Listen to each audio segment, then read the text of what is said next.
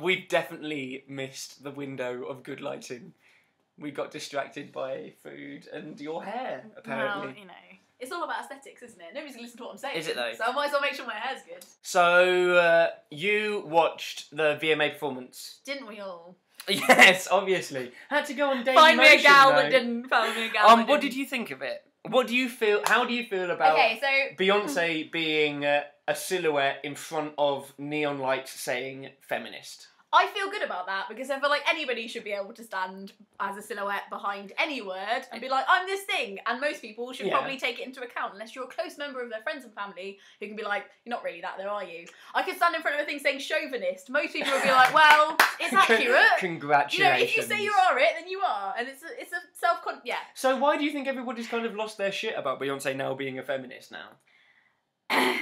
Because, okay, so I watched some American news coverage. Was it from Fox? It was misguided. It was Fox News.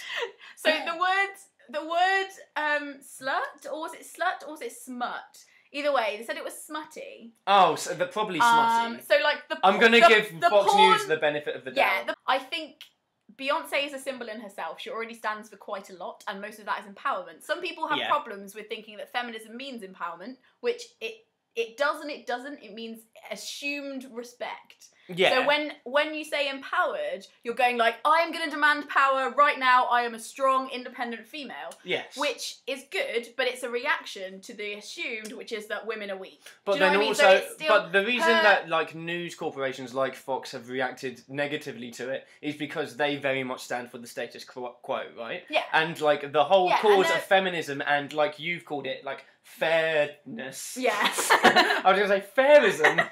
That's a new movement. Like it stands against that and is therefore threatening to the family, the nuclear family structure, which is not really a thing. P.S. Everybody, but I think they have a lot of viewers to corrupt. And please, it's that Republican audience who want to hear the word smutty attached to somebody who wants to own their own sexuality. So a lot of people gave her pushback because of the high sexualization of the image that she has and she puts out there. Especially in the VMA performance of Drunk in Love, there are, if anybody hasn't seen it, there's a load of women with their legs like that, and then their legs go like that, and then it's lots of, I felt very uncomfortable as a gay man. I spent a lot of time trying to wonder if they were just covered in glittery baby oil or they were tights. And I was like, I need to know whether these are leggings. What I would tentatively say, and I'm willing to go back on this. Obviously, it's on the internet, so it's here for all time. Yeah. But what I feel right now is that her presentation of sexuality a lot, tentatively saying, is very focused on the male gaze. So while she's owning her own sexuality, she's also like, come and get it, you know you want it, look at me, keep your eyes on my ass, that kind of shit. When she's on stage, and she did specifically the Drunken Love performance, and actually most of her performance, and I've seen her live, and most of her performances, it is usually just women on stage. Yeah. And so there is not any objectification of women on like in the performance at that time. Yeah. And then when you also see the vast majority of people who consume Beyonce's content, it's usually gay men and like straight women. And so they're not gonna be like, they're gonna appreciate a female body, but they're not going to be. Yeah, that's what's interesting. I think about what it's being made. But is it aspirational though? Because she is the ultimate desirable woman. Yes, everybody wants to be that or be friends with that, you know. And that is kind of her export in some ways, which is cool because she is actually a cool person and she is obviously very beautiful. But her export is luxury, right? She's like her most famous album is her dressed in diamonds. Like that is her export is privilege. She's privileged in the way she looks. She's privileged in the way she dances. She's very talented. She's privileged in her family situation. She's definitely privileged in the money situation. Yeah. And while she can't speak to other audiences, she doesn't particularly as a lifestyle like enact something that so then as somebody who is an advocate for feminism, is she I like people advocate for feminism. You're listening and everything. Is she useful in that way? Everyone could be useful, but like because she is on a different strata in terms of like the way of life that she has, and she's very unrelatable in a lot of ways. Yeah. Is she going to be a cause for feminism in the same way that I don't know, that writers, like Caitlin Moran, who is incredibly relatable to a lot of people, who obviously doesn't have the Beyonce levels of success. But doesn't export her perfection as a commodity. Like her imperfection is in fact which is also, and her relatability. But she must have experienced a ridiculous amount of sexism and sexualisation over the years in her industry. So I can see, from just a gender and like that kind of perspective, she can speak to it, I think. Yeah. But she's no way part of the whole discussion. I don't think she claims to be part of the whole discussion, which is okay. Yeah. But she knew what it meant when she came. You know, she knows who she is. She's Queen Bee. Yeah. You know, maybe she didn't mean to be. She's the queen of the beehive. She doesn't mean to be. Maybe she doesn't want to be. Whatever. It's not a perfect symbolic cross section of what feminism is. But in my mind, But she is reaching a wide amount of people. Like, it may not be the biggest in-depth discussion, but the width is ridiculous. Do you think that having a much wider appeal like that, because you've also talked about the fact that feminism as a concept, of course I watch your blog stuff. You're like, well, I think you said this at like 3:20 on a Sunday. But you've said that, like, just using the word feminism is not enough. No. And actually... but don't you worry that her...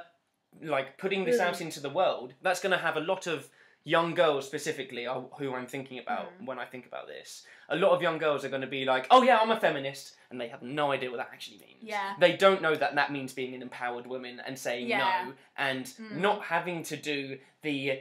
like drunken love dance where you do the splits with the leggings. Yes, because that's not actually... What she sells isn't attainable for most people, right? Yeah. So, yes, I think... maybe there should be a bit more description. In the same way that you'd say, Lena, are you a feminist? And I'd say, what do you think a feminist is, Jazza? Yeah. Then I will tell you whether I am one or not. It's that same... there's probably a lot of dialogue missing. So do you think that actually, Beyonce, it would have... I keep on using the word useful. I keep on using the word useful, and I don't think it's necessarily the best word, but I hope you know what I mean. She's contributing. Is she...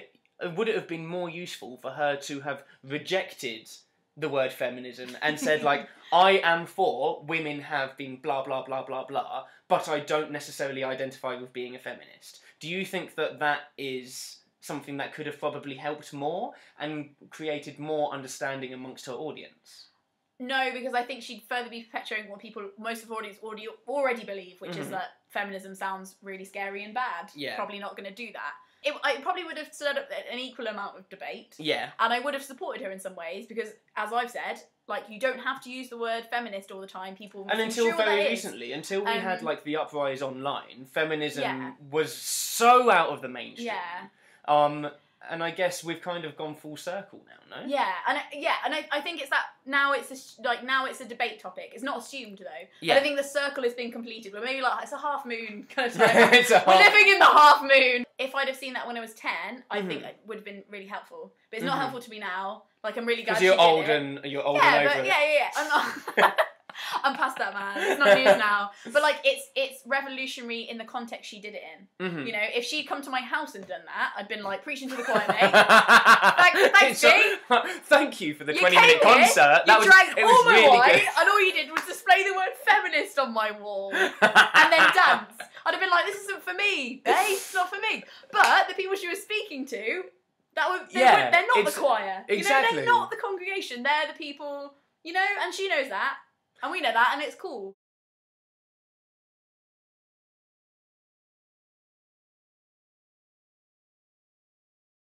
She is giving feminist promo. She is bringing the conversation to light. She's making videos like this possible. She's giving feminism realness. Yeah, she is serving feminism realness. Yes. Yes, she is.